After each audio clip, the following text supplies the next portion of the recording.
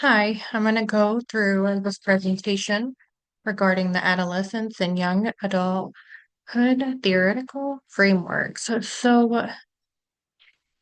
Starting out with the first framework, Eric Erickson's theory of development.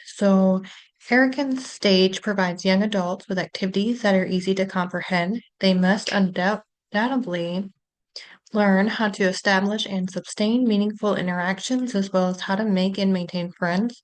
However, in order to reach this stage, the young person must solidify their identity, determine who they are, and develop the abilities necessary to establish and maintain friendships.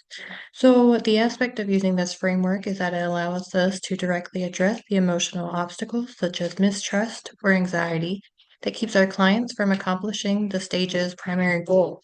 They can work on, let's just say, intimacy issues or basic trust issues and treatment. So, beyond the primary responsibilities of this time of young adulthood, we must work closely with the client on issues related to relationships and identity. Moving on to the second framework. Yuri Brenner's ecological systems theory. um, this framework's true strength is everything, including from close interpersonal interactions to extensive cultural and public policy environments that influence a young person's development at the individual and even community levels. However, when practitioners like social workers attempt to apply this framework to real life situations, it can provide a problem. So it is difficult to work at all levels without a lot of resources. And since many work activities take place at more impersonal levels of the community and culture, it's easy to disregard matters of the heart and mind. So, this theory provides a vital and holistic framework to understand the human experience. Moving on to the benefits and risks of each framework. For Erickson's theory, um, with the case work of Jordan's life, it oversimplifies Jordan's life.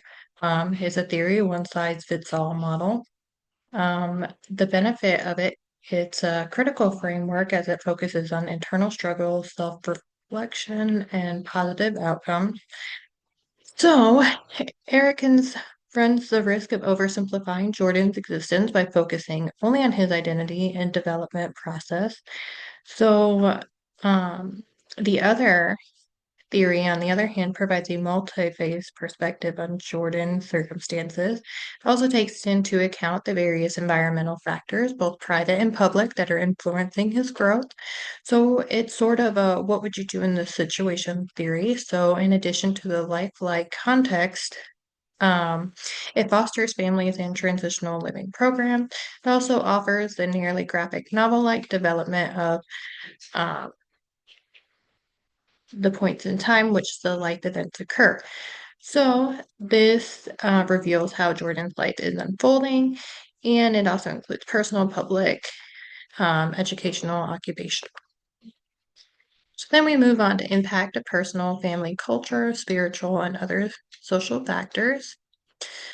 So, adolescence is a crucial period of development marked by significant changes in the body, mind, and emotions. These changes set young people up for a new stage of life called young adulthood. Psychological, familial, and cultural, spiritual, and other social variables that exist throughout the period have a significant impact on adolescents and their caregivers. The people we're talking about can be both tremendously burdened and incredibly resilient when rooted in their own history. So, in the Jordan case study, his person story foreshadows a series of wonderful and kind challenges. He has struggled with anxiety and loneliness for as long as he can remember, and the foster care system in which he was raised most definitely did not help him with his issues. So he is somehow expected to manage his finances and secure stable employment, even when, by his own testimony, these are the kinds of mental health issues that the most stable and well brain wired among us still might encounter some difficulties with. Moving on into Christian teachings and values. So, Christian teachings lend a rich array of moral underpinnings that align with the professional ethics of social work. So they serve as a kind of like a chalk outline, providing a sketch for how the work might be best done. So, the love and trust that social workers must develop with their client is part of the Bible's emphasis on mercy, and mercy is vividly described in several passages of the Bible. So, it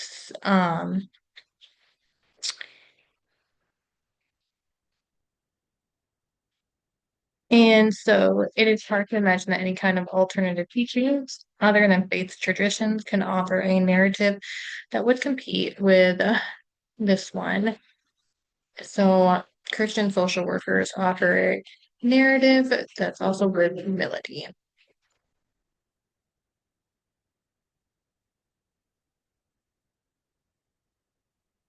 Thank you for listening to my presentation.